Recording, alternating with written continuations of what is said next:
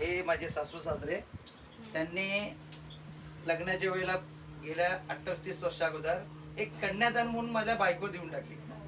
कन्यादान मध्ये त्यांच्या घरामध्ये एखाद्या वेळा 3 मुली, 1 मुलगा, असा छोटासा परिवार त्याचा. अत्यंत बिकट परिस्थिती.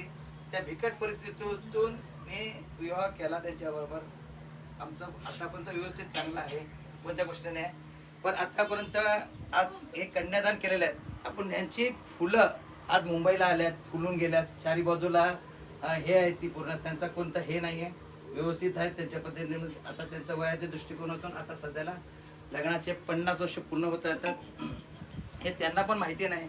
गरीब परिस्थितीतून कमवायचं, खायचं, म्हणताना कोणता मनोरंजन, हे आनंद काही त्यांना माहिती नव्हतं. 3 मुलीचं लग्न, 1 मुलाचं लग्न त्यांच्या सोख पैशाने केले. पण आज त्यांच्या कार्यक्रमामध्ये त्यांना पण असं वाटतं की आमचा कार्यक्रम कोण करेल, त्या दृष्टिकोन त्यांची एक आशा होती.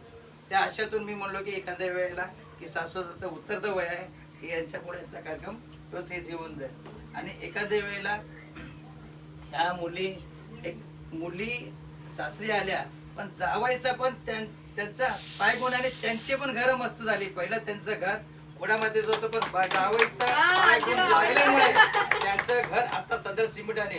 पुन्हाचं पण पोरीच्या घरी एक पोरगी जाते, पण पोरगी गेल्याच्या नंतर पण जावायचा पाय लागला त्या घर फुलून जातं. पण दुसऱ्या इकडे पण आला तर फुलून जातं. पण जोपर्यंत जावायचा पाय लागत नाही घरामध्ये तोपर्यंत 100% पोरीचं घर फुलत नाही.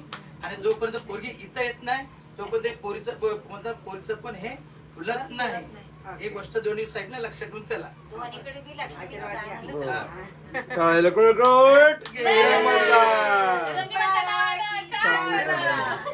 सगळ्याच्या पायात लक्ष्मी आहे आमच्या.